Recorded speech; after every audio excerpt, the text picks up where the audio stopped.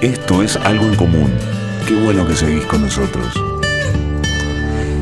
Quiero invitarlos especialmente porque mañana Casino del Litoral, jueves 8, presenta y festeja el Día Internacional de la Mujer con muchos sorteos para todos los presentes y lógicamente homenajes para la mujer en su día, ¿no? Y el viernes 9 tiene un tributo a Cacho Castaña con músicos invitados traídos desde Buenos Aires también, ¿eh? Como siempre recuerden también que todos los domingos hay shows en vivo en la terraza de Casinos y teniendo también en Hipódromo los shows que tienen los viernes y sábados, ¿eh? Casinos del Litoral, lo máximo en diversión.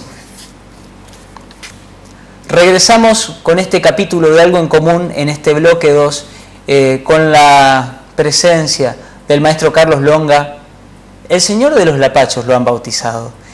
Y yo quiero preguntarle, maestro, haciendo honor a los comienzos, quiero preguntarle por su padre, que sin duda ha sido inspiración también para estos pasos de artista que tiene usted. Sí, mi padre también era pintor y estudiaba bajo la dirección de un profesor alemán de apellido Scheller, que enseñaba en aquella época Bellas Artes. Así que la enfermedad viene de familia. ¿Cuál era la profesión de su padre? Carpintero de Rivera. O sea que él trabajaba a orillas del Paraná. Sí, en el Ministerio de Obras Públicas de la Nación. ¿Arreglaba las embarcaciones? Sí, sí. ¿Sí? Las embarcaciones del Ministerio de Obras Públicas. ¿Qué técnica usaba su padre para pintar o qué estilo le gustaba pintar a su padre? Y el clásico. Conservo alguna obra de él, de Carbonilla, de lápiz con té, que él conservó. ¿Él le enseñó a dibujar a usted también? También, sí. Sí. Y él nos dirigía a nosotros. ¿Cuántos hermanos eran ustedes, maestro? 7. 7. ¿Y alguno más salió pintor? No, ninguno más. ¿Ninguno más? Ninguno más. Yo digo siempre felizmente, no salió ninguno porque vivir de una profesión de pintura es muy difícil. Se hace difícil. Claro, sí. Claro. Maestro, lo invito a adentrarnos en la historia de sus maestros ya dentro del Instituto de Bellas Artes, pero lo invito mirando primero una película que hemos preparado para usted. ¿Le parece bien? Sí, cómo no, encantado. Entonces vamos a mirarla.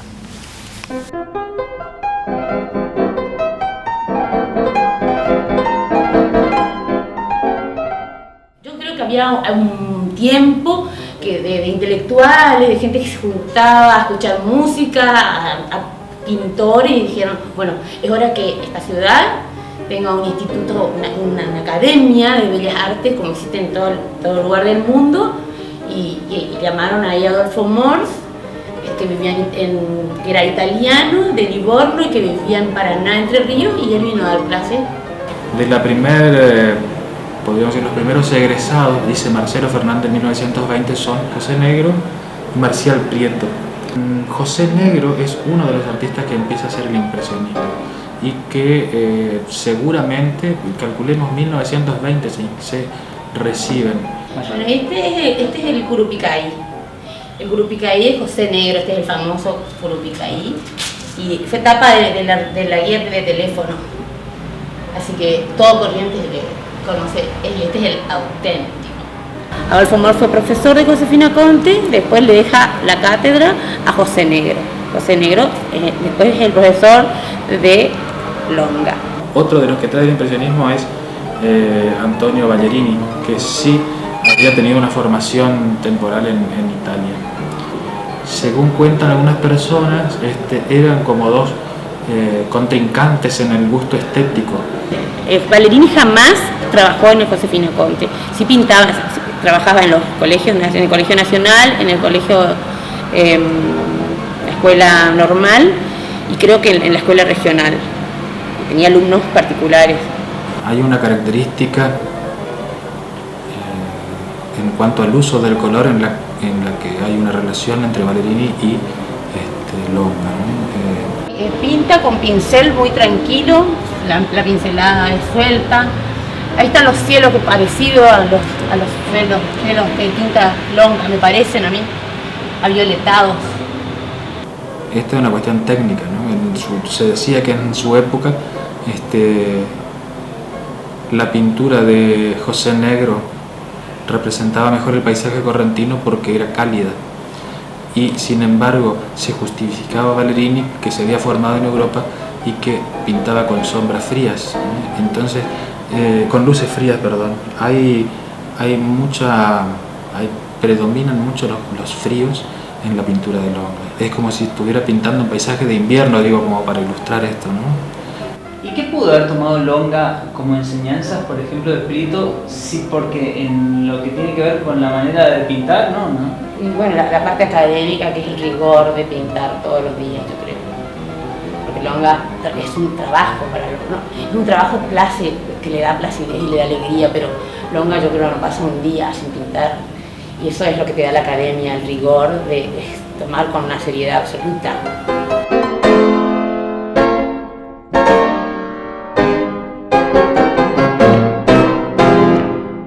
¿Cómo llega usted a la Academia de Bellas Artes Josefina Conte? ¿En qué año? En el 37. 1937. ¿Y usted estaba haciendo la escuela primaria? ¿Cuántos años tenía? Sí, y 12 años.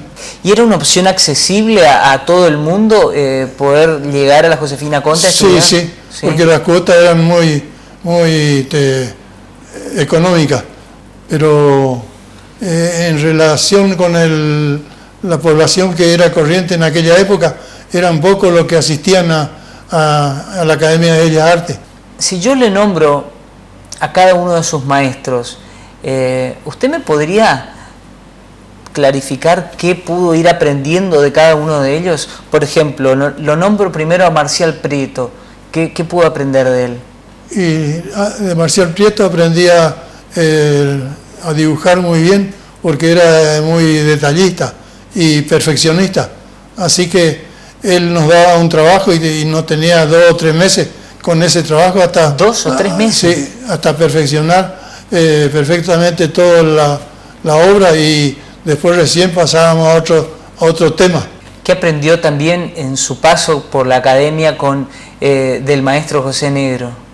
José Negro, en esa época, yo tuve la suerte de alternar con él, porque era invitado de honor para componer la mesa cada fin de año. Y José Negro iba a presidir la mesa de pintura. Y ahí tuve la oportunidad de conocerlo a él y conversar con él.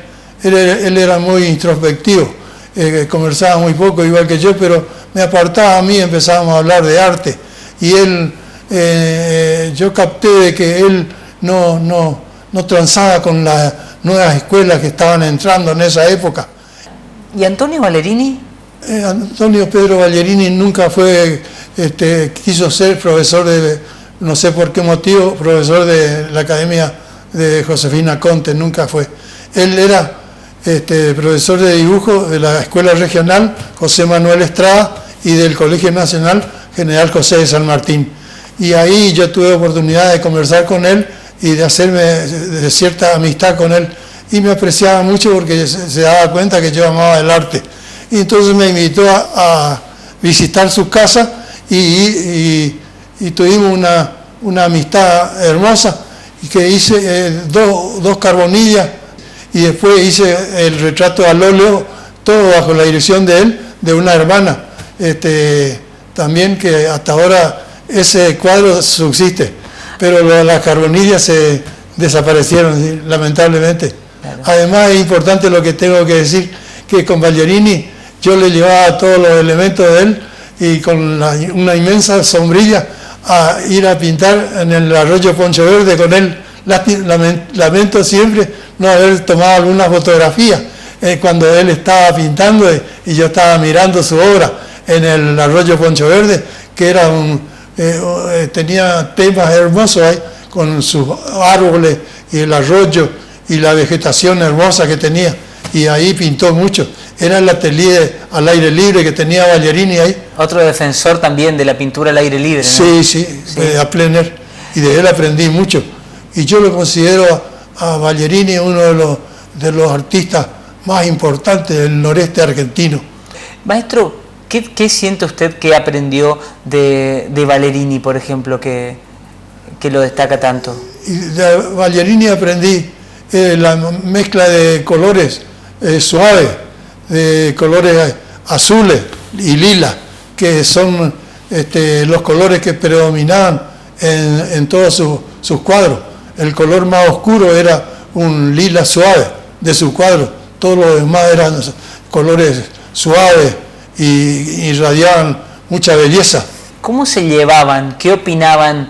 Usted ha tenido a ambos como maestros, José Negro de Ballerini y mutuamente. ¿Qué se decían? Porque había como una dualidad ahí, ¿no? Efectivamente, usted está diciendo la realidad. Efectivamente, uno decía, José Negro decía de Ballerini que pintaba con colores de zonas frías, de Córdoba o lo que sea, de zonas con los colores muy suaves. Claro. Y Ballerini decía de José Negro que pintaba con colores muy oscuros, muy intensos. Y José Negro decía que él utilizaba los colores intensos porque estamos en una zona tórrida, en donde se ejerce el sol ejerce las luces y sombras con mayor intensidad. Claro. Entonces los colores y las luces son más marcadas. Más contrastantes, ¿no? Más contrastantes. Maestro, ¿qué heredó usted o quién le heredó a usted del impresionismo? Porque en la academia no salían con una corriente determinada. ¿Usted de dónde va metiéndose así en el impresionismo? ¿Cuál de los maestros se lo hereda más directamente? Muy interesante la pregunta que usted hace, porque el hombre por naturaleza quiere la libertad en todas las expresiones. Y nosotros ahí en la Academia de Bellas Artes buscábamos la libertad de expresión y no nos permitían porque teníamos que acomodarnos a la técnica y a los colores del profesor, que era estricto en ese aspecto. Entonces, ¿qué pasó? Que cuando nosotros nos recibimos después de un año de preparatorio y 6 años más y obtuve el título de profesor de dibujo y pintura, me vi libre para expresar la técnica que a mí me agradaba, y ahí empecé a derivar mis obras en la técnica impresionista. Muy interesante, maestro. Para todos ustedes que están en sus casas y piensan que la vida del maestro Carlos Longa ha transcurrido en esos amaneceres y en esos días impresionantes, ahí en el Poncho Verde pintando con su querido maestro Ballerini, les digo que esto va mucho más allá. Y les digo que se preparen y armen las valijas, porque en el próximo bloque vamos a viajar con el maestro Carlos Longa hacia unos nuevos paisajes. Ya volvemos. Esto es Algo en Común. ¿Te quedás? Ya volvemos.